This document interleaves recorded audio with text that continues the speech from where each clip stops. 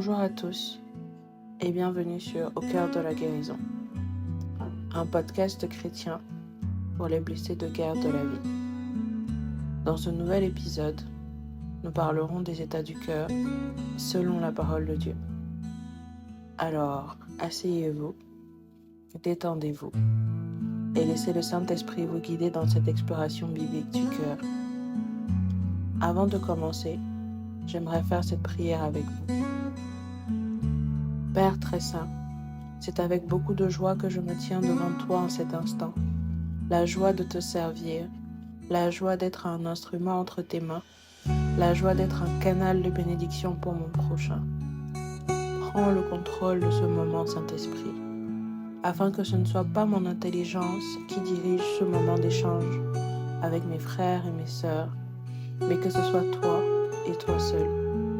Je prie que ces paroles trouvent des cœurs disposés à entendre, comprendre et à appliquer ce que tu nous diras au travers de ce message pour la gloire de ton saint nom. Dans le nom de Jésus. Amen.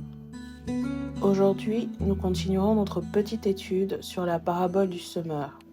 Elle se trouve dans le chapitre 13 du livre de Matthieu. Des versets 1 à 9, le Seigneur Jésus parle d'un semeur qui s'en va semer des graines dans son champ. Il indique que toutes les graines ne tombent pas au même endroit. Lisons ensemble ce passage. Ce jour-là, Jésus sortit de chez lui et alla s'asseoir au bord du lac. Autour de lui, la foule se rassembla si nombreuse qu'il dut monter dans une barque. Il s'y assit. La foule se tenait sur le rivage. Il prit la parole et leur exposa bien des choses sous forme de paraboles. Il leur dit, un semeur sortit pour semer. Alors qu'il répandait sa semence, des grains tombèrent au bord du chemin. Les oiseaux vinrent et les mangèrent. D'autres tombèrent sur un sol rocailleux, et, ne trouvant qu'une mince couche de terre, ils levèrent rapidement, parce que la terre n'était pas profonde. Mais quand le soleil fut monté dans le ciel, les petits plants furent vite brûlés, et comme ils n'avaient pas vraiment pris racine, ils séchèrent. D'autres grains tombèrent parmi les ronces. Celles-ci grandirent et étouffèrent les jeunes pousses. D'autres grains, enfin, tombèrent sur la bonne terre et donnèrent du fruit avec un rendement de 100, 60 ou 30 pour un. Que celui qui a des oreilles entende. Le Seigneur Jésus, en utilisant cette parabole, enseigne sur le cœur et les différents états de celui-ci. Il met en lumière les différents types de réceptivité des individus face à la parole de Dieu. S'ensuit une longue discussion avec ses disciples qui ne comprenaient pas pourquoi leur maître aimait parler en parabole. Ce qui nous intéresse dans ce chapitre, c'est la suite, à partir du verset 19. Dans Matthieu 13, 19, nous pouvons lire ceci. Lorsqu'un homme écoute la parole du royaume et ne la comprend pas, le malin vient et enlève ce qui a été semé dans son cœur. Cet homme est celui qui a reçu la semence le long du chemin. Il est question ici du cœur réconcilié. Ici, le message se rapporte à la parole de réconciliation, au salut. C'est-à-dire que tant que tu n'as pas accepté le Seigneur Jésus comme Seigneur et Sauveur, tu auras beau faire des prières de supplication, tu auras beau assister à des cultes, à des messes, tu auras beau lire la parole, mais tu n'auras pas la révélation de ces mystères. Ce qui fait que ton cœur ne pourra pas retenir les mots de Dieu pour ta vie. Il suffira que tu sois un peu secoué ou distrait et tu auras tout oublié. Nous pouvons lire dans 2 Corinthiens 5, 18.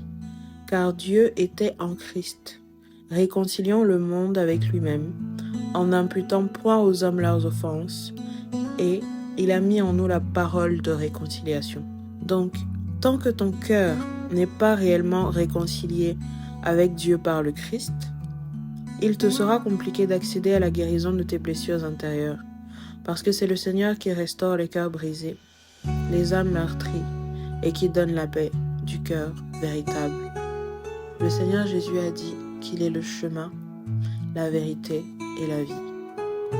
Donc avant toute chose, il faut t'assurer que tu as pris la décision de suivre Christ, parce que sans lui, tu ne pourras pas être réconcilié avec le Père. Nous continuons avec Matthieu 13, des versets 20 à 21. Ici, il s'agit de l'homme qui a reçu la semence dans les endroits pierreux. C'est celui qui entend la parole et la reçoit aussitôt avec joie. Mais il n'a pas de racine en lui-même. Il croit pour un temps, et dès que survienne une tribulation ou une persécution à cause de la parole, il y trouve une occasion de chute. Ici, il est question de consécration authentique. On nous parle des personnes qui sont chrétiennes seulement quand tout va bien. À partir du moment où ça ne va plus, où il faut concéder à un sacrifice, elles abandonnent la foi ou leur foi baisse. Elles agissent par émotion. Ce sont des personnes qui n'aiment Dieu que pour les bénédictions. Elles aiment avoir des droits et non des devoirs. Regardez comment le peuple d'Israël s'est comporté dans le désert. Je vous invite à lire le livre de l'Exode. Ce sont des personnes décrites dans la première épître de Jean, chapitre 2, verset 19, qui nous dit « Ils sont sortis du milieu de nous, mais ils n'étaient pas des nôtres, car s'ils avaient été des nôtres, ils seraient demeurés avec nous. » Imagine avoir prié, jeûné, bossé dur pour réussir un examen ou pour avoir une augmentation au travail pour qu'au final tu échoues. Tu vois ceux qui ont réussi jubiler. Tu regardes la personne qui a eu la promotion à ta place être félicitée par tout le monde. La première question qui vient souvent à l'esprit, c'est « Seigneur, pourquoi moi ?» N'est-ce pas? Tu es triste, tu te mets en colère, tu demandes où est Dieu en ce moment, pourquoi malgré tous tes efforts, il n'a pas agi. Tu te décourages et même pendant un moment, tu décides de ne plus prier, tout simplement parce que tes émotions ont pris le dessus sur toi. Eh bien, tu fais partie de cette catégorie de personnes. Et il y a tellement d'exemples encore. Ensuite, Matthieu 13, verset 22, nous parle de l'homme qui reçoit la semence parmi les épines. C'est celui qui entend la parole, mais en qui les soucis du siècle et la séduction des richesses étouffent cette parole et la rendent infructueuse. Ici, il est question de repentance véritable. Il est question des personnes qui se sont engagées de manière superficielle à suivre le chemin de la repentance. Je parle de manière superficielle parce qu'elles n'arrivent pas ou ne veulent simplement pas se détacher de leurs habitudes. Elles ont un pied avec le Seigneur et un pied dans le monde. Et parfois le monde a tellement une place prépondérante dans leur vie qu'elles arrivent à confondre la voix du Saint-Esprit et celle de leur chair. On peut prendre plusieurs exemples pour être peut-être plus clair. Il est plus logique pour nous souvent de dépenser notre argent partout, vraiment dans tous les domaines de nos vies. Sauf quand il s'agit des dîmes et des offrandes. Là, on commence à se dire, oui, mais en fait, pourquoi? Est-ce que, voilà. Le regard du monde a plus d'impact sur nous que ce que le Seigneur dit de nous. Ça fait que, devant les autres, nous nous comportons comme si nous sommes toujours les mêmes personnes, parce que nous craignons de perdre des amis, de nous retrouver seuls ou d'être jugés, parce que nous sommes de nouvelles créatures en Christ. Donc forcément, il y a un changement qui se produit en nous. Mais nous avons peur, voilà, de ce que les gens vont dire. Est-ce que les gens vont bien le prendre? Est-ce que nous arrivons à nous organiser pour être à l'heure au bureau, à l'école, à un rendez-vous.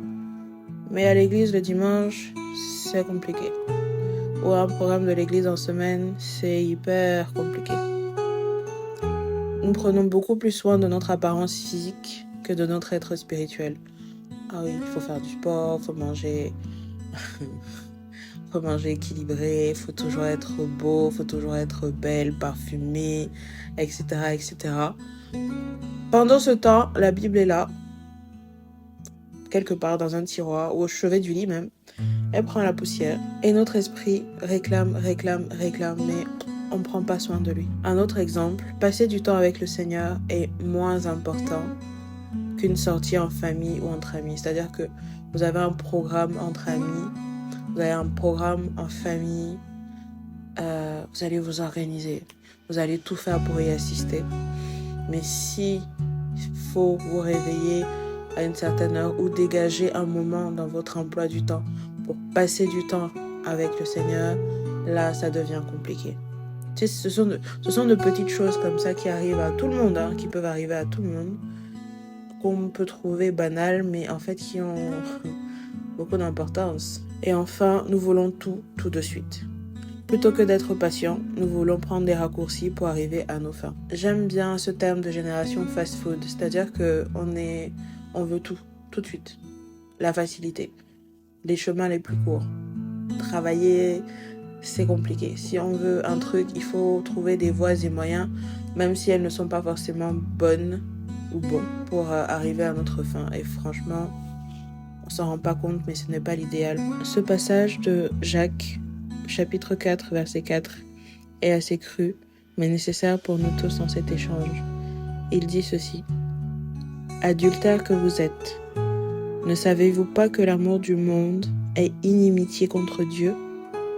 Celui donc qui veut être ami du monde se rend ennemi de Dieu. » En bref, il faut que nous réussissions à faire de la volonté de Dieu notre priorité dans tous les aspects de nos vies.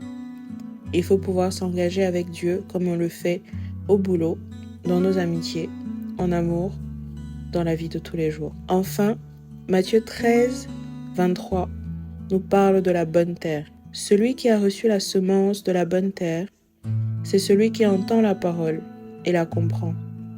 Il porte du fruit, et un grain en donne 100, un autre 60, un autre 30. Ici, il est question des personnes qui ont reçu un esprit nouveau et un cœur de chair, comme décrit dans Ézéchiel 36, 26. Ce sont des personnes qui se sont réconciliées avec notre Père Céleste par Christ, qui ont décidé de véritablement se consacrer et se repentir.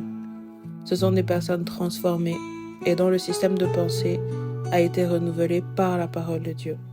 Ce sont des personnes dont la foi est inébranlable, qui donnent le maximum pour obéir à notre Père Céleste avec l'aide de l'Esprit Saint. C'est vrai qu'en le disant ainsi, je donne l'impression que c'est facile, qu'on peut devenir ce type de personne du jour au lendemain.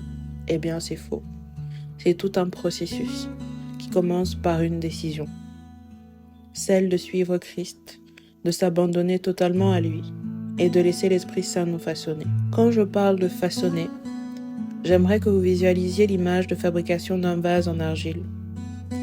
Le Saint-Esprit a besoin que nous soyons aussi malléables que l'argile pour faire de nous des chefs-d'œuvre. Faisons-lui confiance et laissons-le faire. Que nous passions par le feu, les tempêtes, la vallée de l'ombre de la mort, gardons en tête que c'est un processus et que le Seigneur nous tient la main. Rien de ce que le Seigneur permet que nous vivions n'est plus fort que nous. Maintenant que nous savons tout ça, il nous faut faire une introspection. Voici des questions qui me viennent à l'esprit. Quel est l'état de mon cœur actuellement? Ai-je vraiment accepté le Seigneur Jésus comme Seigneur et Sauveur avec tout ce que ça comporte? Suis-je vraiment consacré à Dieu? Ma repentance est-elle vraiment sincère sur tous les points? Si tu arrives à répondre oui à toutes ces questions, gloire à Dieu. Mais j'aimerais en poser une dernière. Portes-tu des fruits? Si la réponse à une ou plusieurs questions est négative, je t'invite à faire cette introspection et à demander au Saint-Esprit de te conduire sur la bonne voie. Personnellement, ce message m'interpelle sur le fait que j'ai encore du chemin à faire concernant la repentance. Je ne ferai jamais semblant avec vous. Il y a encore en moi quelques habitudes sur lesquelles je dois travailler. Je sais que je ne pourrai jamais être parfaite, mais je travaille au maximum sur ce qui ne glorifie pas le Seigneur dans ma vie, en laissant les rênes au Saint-Esprit. C'est déjà la fin de ce podcast. Nous devons nous rappeler que Dieu nous a choisis pour vivre selon ses commandements et pour porter des fruits, tout simplement parce qu'il nous aime et il sait ce qu'il y a de mieux pour nous, ses enfants. Que le Seigneur vous bénisse et à très bientôt pour le prochain épisode du podcast Au cœur de la guérison.